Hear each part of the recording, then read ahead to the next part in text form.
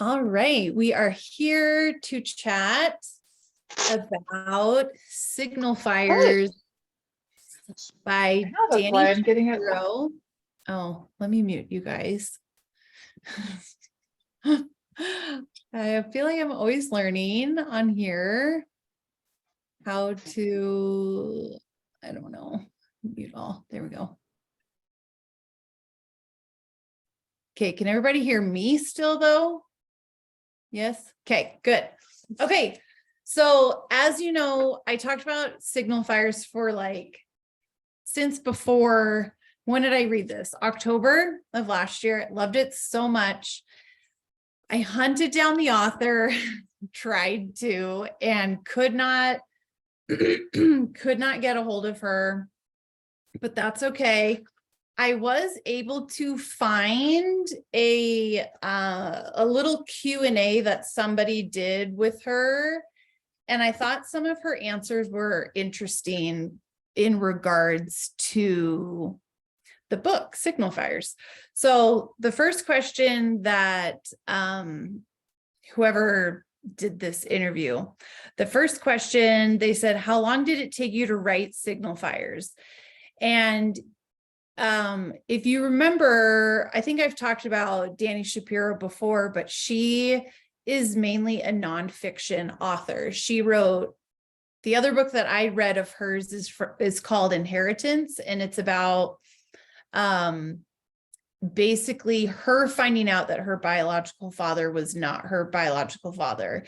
Her husband gifted her this DNA, mail-in test for Christmas one year. She did it, finds out that her dad's not a real dad. And then it takes her on this journey. Well, Signifiers is her first fiction book in 15 years. It's been a long time. So she does have a podcast.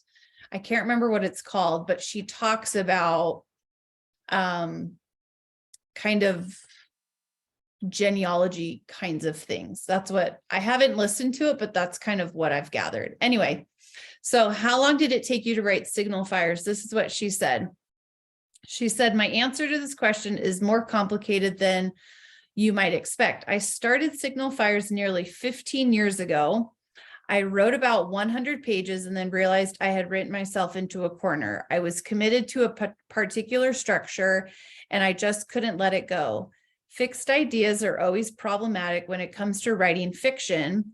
Anyway, during the pandemic, I came back to the novel because I just couldn't let the characters go. They had grown in my imagination and I was finally able to commit to them in a new structure. So the answer is 15 years plus that pandemic year. And I always find it interesting when authors have this idea in their head for a really long time. Some authors can write a book in 3 months. It takes a long time, the publishing process, but at least the writing process can be pretty quick for people. So it's interesting that she wrote it a long time ago and just kind of sat on it and couldn't wrap it up. So tonight, since there's lots that we can talk about, remember, there's a little chat bar on the side. So if you want to pop in a question or an answer, if you don't want to say it out loud, that's fine.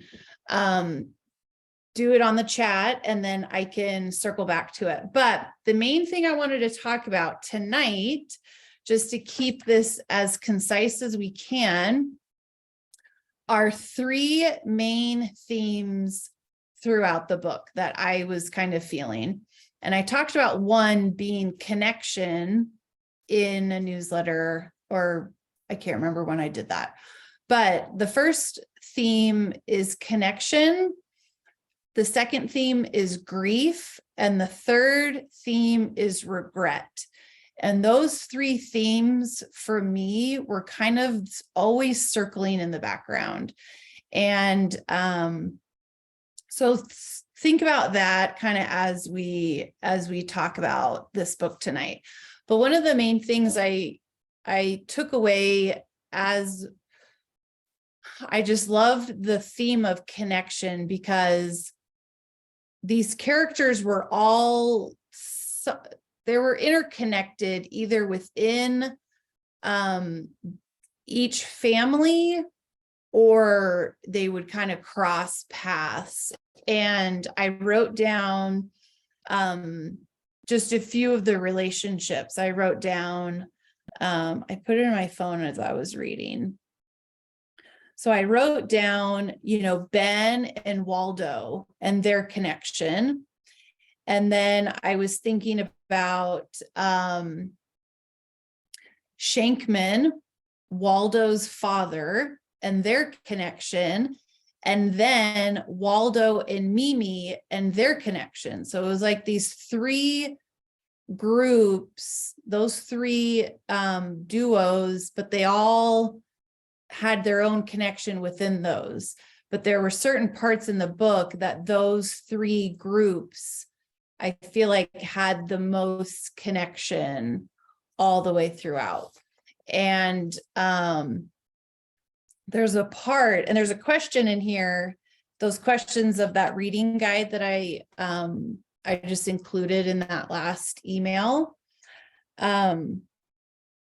When Waldo and Mimi are alone at the mall together, cry. Was that the saddest? That was so sad to me. The way that Mimi was thinking he was Theo, and I remember underlining, I'm going to take off the jacket because it's kind of in the way. I remember writing, underlining when she died. So it's page 133, and I'm with you. So many of you popped in during the reading and you were like, why no chapters? The no chapter thing is so annoying just as a reader. And I kept track of the times, I don't even know if you can see, but it was like December 2010, and then it went back to December 1999, and then it went back to August 1985, and then it went to 2020. It was all over the place. But this is on page 133. And it is basically Mimi's last, glimpse in this book. And he's calling her lady, and she's calling, I don't know if she said anything out loud. Oh, the last thing she said was, "Don't be frightened, Theo." And on the last little part of 133, I'm just going to read it. She said, "She has been so lucky. Her babies, oh, her babies, they hug her around her knees.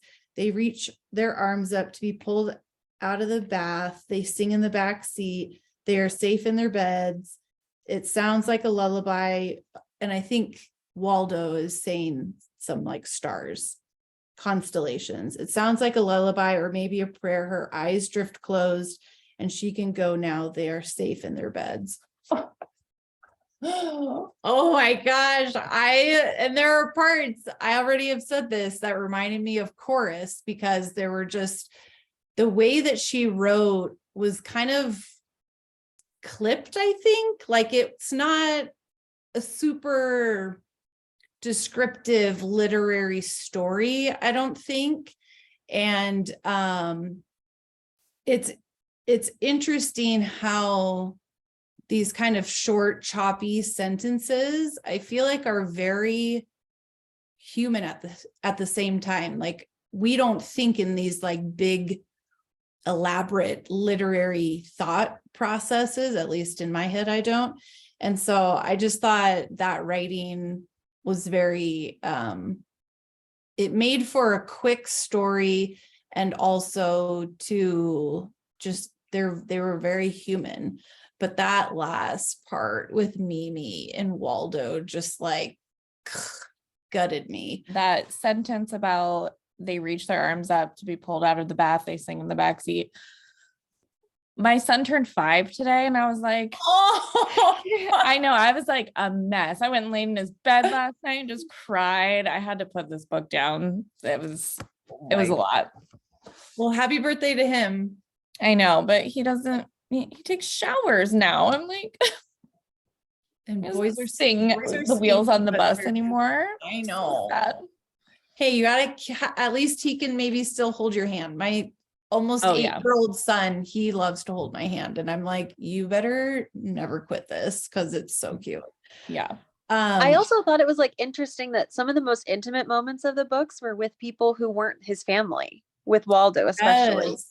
Like, and I think like you were talking about connection, that stood out to me so much. Like the intimate moments of life don't have to be with the people that like we expect them to be with. Some of the most profound moments in our life can be with people that we don't know. Like Mhm. Mimi is this lady. He doesn't even know her name. She can't really even sense who she is. And yet they like share this intensely intimate experience together, like Yeah. of her leaving this earth, you know? And I feel Well, like and that it was just so circles- profound to me. I love that. And it circles back at like, Jackie, you may not have gotten to this part, but at the very end, when Ben and Waldo are back together, it's the last like 3 pages of the book. I think they're down. They're at the beach when they're at the beach. They're at the beach, yes. Yeah. And he's like, let me see here. 2:15. Waldo goes, I saw her, the words just came out. Over the years, Waldo kept what he experienced that morning in the playhouse to himself. And Ben goes, I know. He looks confused. This is hardly new information. No, Waldo said, I mean after. And then he talks about, he's like, it was like she was everyone she had ever been. I remember seeing a child in a white dress, a lady with dark hair, so long she could sit on it. And if I keep reading, I'm probably going to cry. I also started my period today, so I'm hormonal. So I'm not going to read it. I know I'll cry, but the rest of the page in Hallelujah, 2 days before Hawaii, this is a true blessing. I'm not even kidding. But he was like, I didn't make it up to Ben.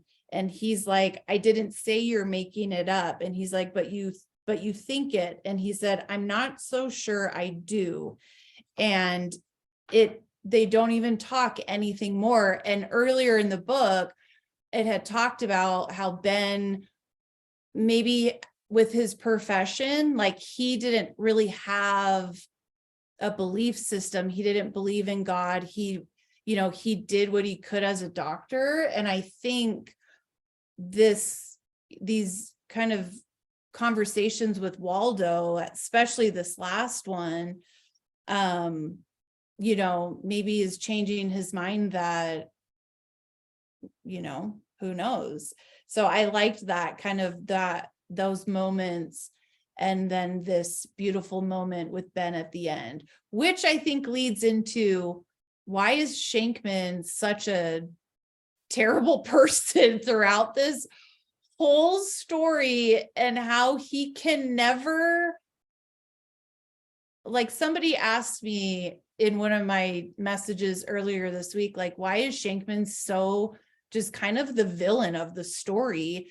And why doesn't he have a first name? I don't know. So there were some like blogs that people hated the names in the book, like the ones that the author picked, and I had no problem. But anyway, but Shankman, the way that I kind of came to terms with him as a character, because I don't think I really hated him. I was trying to see it from his point of view, that he had certain things already kind of planned for his life. And that goes back to when Waldo came early. He was like 6 weeks early, and he's like, everybody else is kind of like set up, and then they're, and kind of keeping up with the Joneses. And then he has this baby come, and he was trying to pick like the perfect name for him. And then he ends up picking kind of an unconventional name, Waldo. And, and then he doesn't speak as a toddler, and they have, and then he's kind of, I don't think they labeled him spectrum, but he was like genius like level functioning where he couldn't, you know, kind of behave like a regular, I don't even like that word either, but like Shankman could never connect with him. And I think he resented the fact that he had a son that he couldn't really be proud of until the end. I feel like they maybe could have a relationship, you know? Does that make sense? Does anybody have any thoughts on Shankman? Is he the I feel villain? like he's like he was the antithesis of that like ultimate connection with Ben. You Yeah. know, like I feel like she was kind of, at least to me, it was a lot of like, you know, just because you're family doesn't mean you have to understand each other or even relate to the other person in any way. Like Waldo and Shankman were polar opposites. Yeah. And I just thought that was like a really fascinating, like so many people are like that though. You see Mhm. families where like, you know, the children are completely different than the parents, or, you know, and I even have friends, we talk about it's hard to relate to our kids, or, you know, they think so differently than we do. I think that's, you know, is exaggerated, but I think that was kind of the message, was that like, you know, you don't get to choose your family. You don't get to choose the people that you are around. You do get to choose though how you handle it. And I think Shankman's handling of his wife's cancer, like I Yeah. think wasn't that his narrative that was like he Yes. felt like he had to redeem himself, so Yeah. he cared for her, and like I don't know, I felt like that was kind of like the opposite of the Ben relationship, Mhm. and his choosing on how to handle that. Yeah. On page, when does it start? Starting on, no, dang it, that was a different underline. Oh no, sure would be nice having chapters.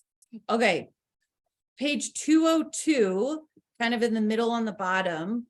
I wrote in the book with a pen and my daughter was like so offended. You're writing? I'm like, listen, this is what you do for book club. And he says the F word a bunch, so I'm not going to do that. This is recorded. My mother could watch it. But he said he had sucked as a dad. Would he have sucked as a dad for any kid? Or was it something in the chemistry between Waldo and him that was doomed from the start? He had tried to turn Waldo into the kind of son he wanted rather than meet him where he was. As a husband, he'd done a marginally better job, though no doubt about it, Alice deserved more. One thing he did right when she was diagnosed, when she got sick, he was all in. So at least with Alice, at that point, he at least had like maybe an awakening that he had done things wrong for so long. And this was maybe a second chance opportunity. I can't remember how old Waldo was. He was already in college, right? When his mom got diagnosed. I can't remember exactly. Oh, he was 14. Oh, that feels way younger than I thought. So she must have lived with it for a while, because then at the end, he says it's been 3 years since she passed. And I think he's in college sometime. Okay, I think we have a comment over here. Shankman was an abusive father, and I can't handle that. He never apologized and never seemed to deal with that part of it with Waldo. Agree. Mandy said, my youngest has autism, so I had that added to my viewpoint of Shankman. I thought he was lost in the way his life didn't go according to plan, and in his shame of that lack of acceptance of Waldo's differences let him go to his worst place. I think you're absolutely right. Like he treated Waldo with the ugliness he felt inside towards himself. But isn't that so human nature too at the same time? Like we've all experienced that.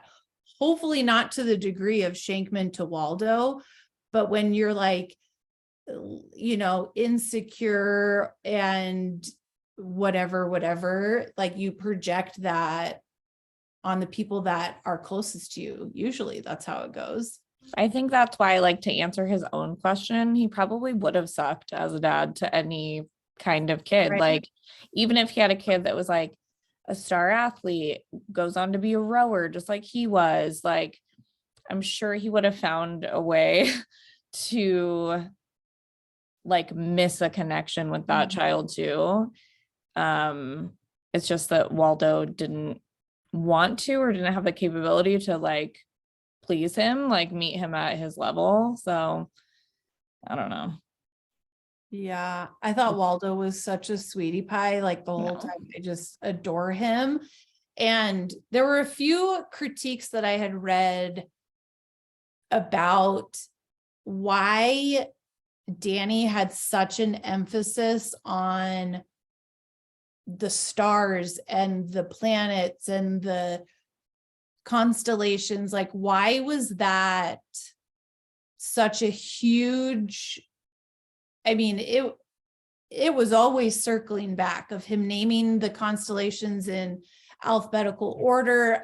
I personally think it was the way he coped. That was kind of how I was feeling. Like Waldo would go there when he was trying to cope in a situation. Because when he was with Mimi in the playhouse, it was like repeating. But I think it's interesting that she included that they were constellations, because there's something so beautiful and magical about space and the stars and the mystery of that. And if somebody wants to make a comment, I just remembered there is a line in here that I wrote down and I need to hunt it down. Okay, let me see. Is it this page? But there was a part kind of why. Oh, this is what he says. Okay. Page 197. And this is Michelle, or here we go. Amanda, stars are another connection. We can all look at the same stars. Oh, let's look at the stars together, guys. Okay, coping, yes, but it also shows that everyone is connected no matter where you are when you were born, the same sky. Oh, it's so true. Okay, 197. Remember, this is the page that I kept talking about. And consider who is in our orbit. I love that. And this is when he says, it isn't so much what he says as how he says it. This is when he's talking with Ben. With certainty, and could it be with love? He hears love from this man he hardly even knows, with whom he has spent only a handful of hours.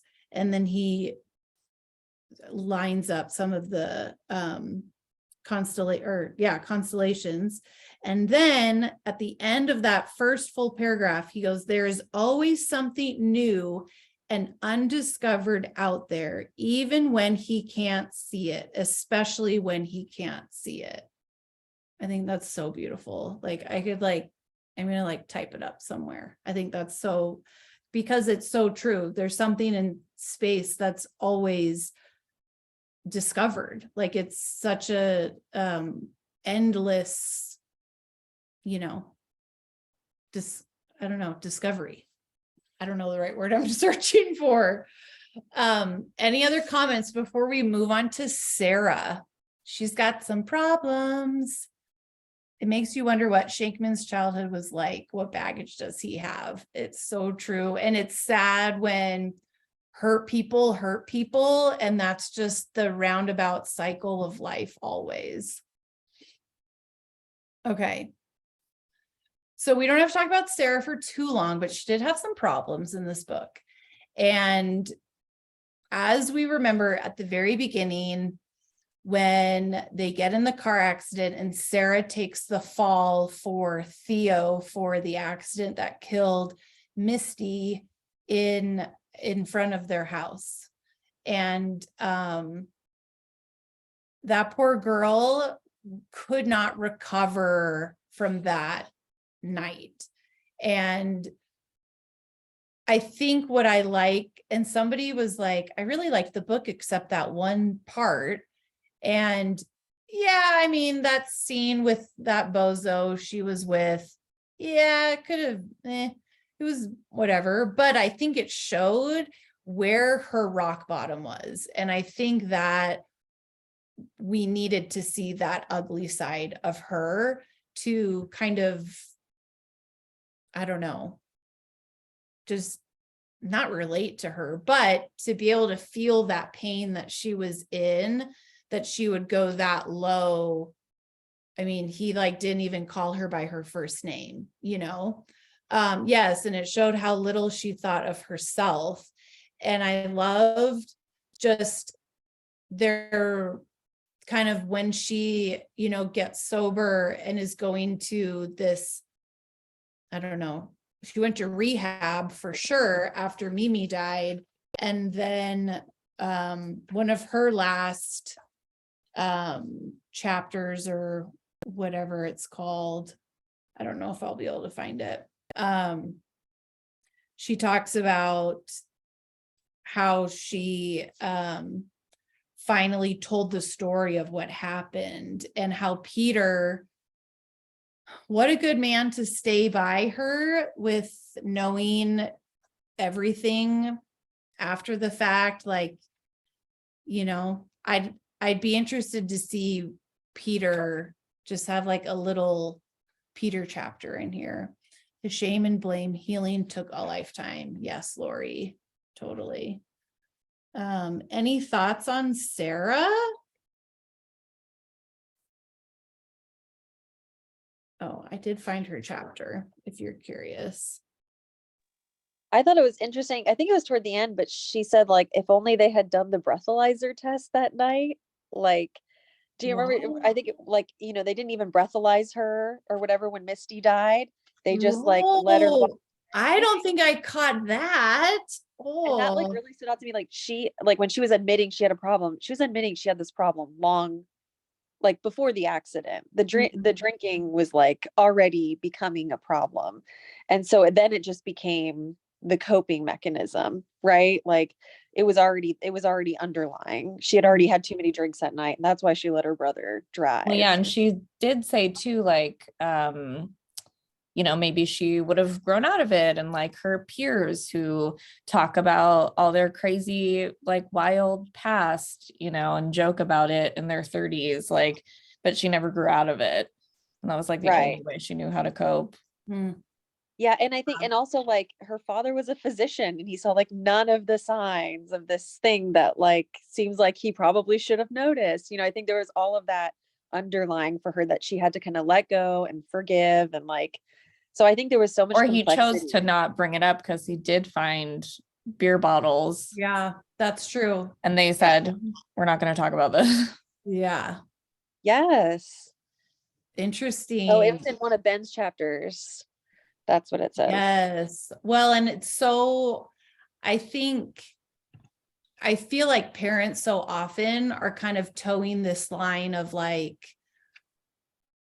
we don't really want to know because then you have to handle it. And what does that look like? And what are the consequences? Because everyone, it's just a trickle down, you know, if somebody speaks up, then they have to deal with it. And, I mean, I definitely feel like there were parts in my childhood that weren't talked about or just kind of like, let's move on. We are all fine. But really, you're like, actually, a conversation might benefit everyone, and just brushing it under the rug, like really, it is going to come back. It will resurface. Okay, some good comments over here. I was going to say really quick, when discussing this with a friend, she kind of said what you said, Megan, that she was so frustrated at the end of the book. She's like, if just they could have talked about it and gone to therapy, so many problems could have been avoided. And it's like, yeah, that was how many years? 30 something years. So yeah, maybe lesson learned. Yeah. Well, and it's like, who all goes to therapy? Is this like a whole family session? Like how much time do you have? Because once you get something moving, it just snowballs. And I mean, not to give all the details of my life, but I remember having a conversation with my mom and she's like, I really hope you don't blame me for your problems. And she was like, you know, we did the best that we could. And now that I'm a parent of 4 kids, I'm like, and they're not, you know, old, but now I see it from parent eyes, at least a little bit, where I'm like, you know, you are doing the best. Hopefully, if that's your intention, you're doing your best with whatever circumstances laid out. And when you look back and you're like, I could have handled that better. I think we all have those feelings too, where you're like, yeah, you know, I didn't do my best there, but like in that moment you were trying to show up. I think the neighborhood was also like an interesting parallel to this whole sweep it under the rug, like, Division Street. Yeah, like it's like the coveted street that everybody wanted to live on. And, you know, they all had everyone knew they had their problems, but everybody still brought casseroles and like, you know, just was like, it was very cookie cutter, supposed to be perfect, like the coveted neighborhood. So I also think that there's some, and I thought it was interesting they kept the tree with the scars, you know, it's like, because there's like this whole part of it that's like, it looks pretty on the outside, but they put twinkle lights on it, but like, well, it's got the scar. There's a part that Waldo says, on 198, he says he once saw a photograph comparing the pattern of rings inside a tree with the pattern of a human fingerprint. The two images looked almost exactly the same. It was difficult to tell where one ended and the other began. And he was talking about how the energy from the tree, like he could feel Misty and her energy from this tree. Okay, we got to read some of these comments on the side. You guys are awesome. Okay, the opening scene. I was thinking I was not going to like this book, but it ended up taking such a different turn. Loved it so much. I think Ben also had a fleeting thought about how he knew it was her driving and wondered why her drinking wasn't brought up. A lot was buried in that family. Yeah. Mental health, it's so true. It just wasn't talked about. It goes back to just exactly what some other people had said, that it's a perfect street. Everybody wants to be there. Perfect group of families. And this tragedy happens, and Mimi knows what's going on. Ben probably does too. Ben's also guilty because as a doctor, his instinct was to save the girl. And in the process of saving her, enhances her death. I mean, she's paralyzed, she doesn't recover from it. And Mimi doesn't want, she's the one that wanted to move there, I think. And so she doesn't want to upset the apple cart by asking these questions, even though he sort of knows what's happening. And all of that just leads to this sort of, again, interconnectedness. And it certainly leads to Sarah being stuck in this sort of adolescent mindset because of her guilt. And she's just waiting for somebody to ask the truth. She's young and naive, and she has certainly some problems. And she's just waiting for someone to ask, and nobody ever asked. And she gets to keep going through her life, and she has this perfect life. She's very successful. Her husband is not. When is somebody going to ask and find out that I'm not real? Yeah. And I even think Theo was stunted as well in this adolescence kind of mindset. When you said that about Sarah, I'm like, Theo, 100%. He could not settle down. And I really liked his kind of transformation by the end. And I think he was kind of that sleeper character that I didn't really think much about because he didn't have a presence really. And, you know, the relationships and the connections that he was building with his nieces, especially. And he's like, I want to make a room for them. I want to like have a relationship, and how disconnected he was pretty much his whole life. And then artistic as well. He has some of those same traits. Yeah. And then he decided to make a change and to start to create these connections again. Oh, there's so many good things. Yeah. Oh, his, when he left, and there were so many like tender mom moments. I'm like, Mimi, you're killing me. My heart hurts so bad. Okay, there was one other. Oh, I wanted to ask, and I just want to, this will be our last question because we could keep talking, and then I'm going to introduce our February book. Okay, so my last question is, why do you think the title of the book, Signal Fires, why do you think she gave this book that title? Because she says it in the book, I think in one place, and now I can't remember because I was doing the audio. Why do you think it was called Signal Fires? I always thought it was a sort of a double entendre. People's lives are blowing up, so you have these fires, but the signal fires component is there were always clues that something was not right. Mm-hmm. A signal fire is, it's out there in the distance and it's a warning. Something happened. Go deal with it. And at every turn, something was happening. Go deal with it. And nobody was dealing with it. Yeah.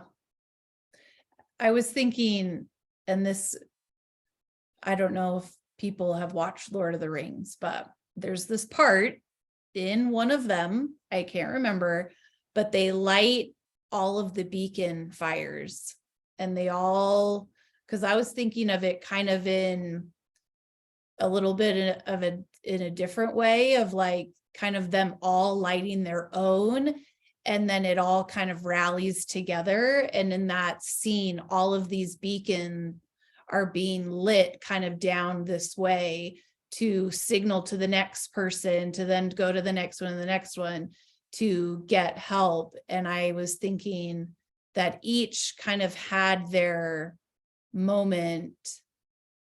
And I'm hoping that at least by the end, in my opinion, they were resolving quite a bit. And it gives me hope that they were able to have relationships and connections, I don't remember the exact quote either when she said signal fires or when they said signal fires, but wasn't it referencing the stars, or am I remembering that wrong? So it was like it was like something about like how the stars were like tiny little signal fires. So I thought that was a cool Ooh. connection. Okay. But someone needs to find it because I don't. Someone needs to find it.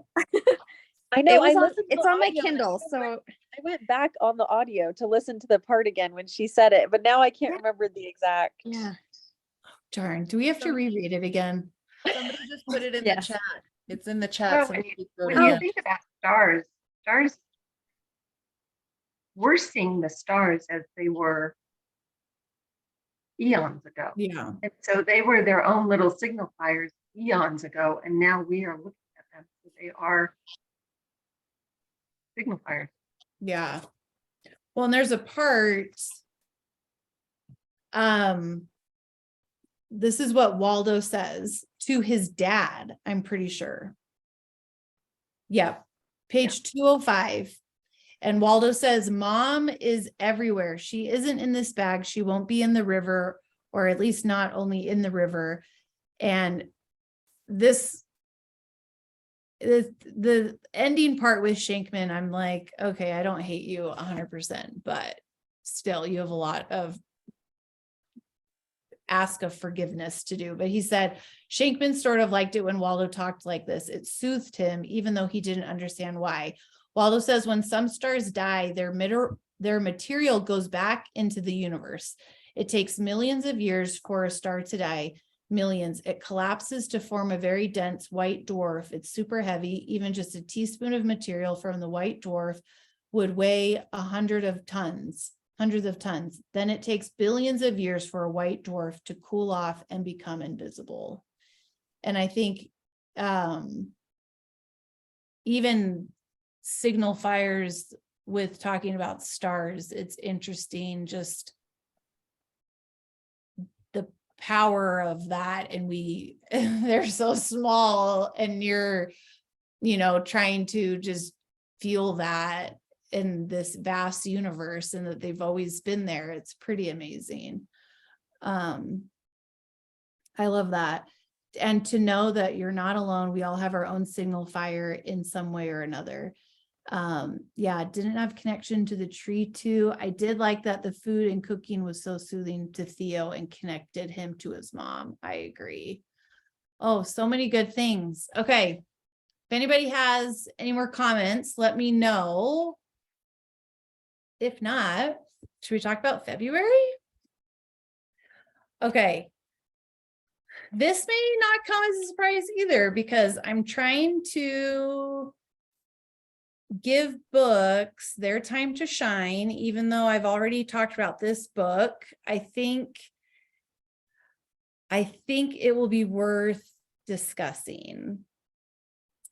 It's heavy though. And since it's February, I didn't want something like, do you remember when I did Verity in February? Oh, I did that. That was intense. Okay. This is our February book.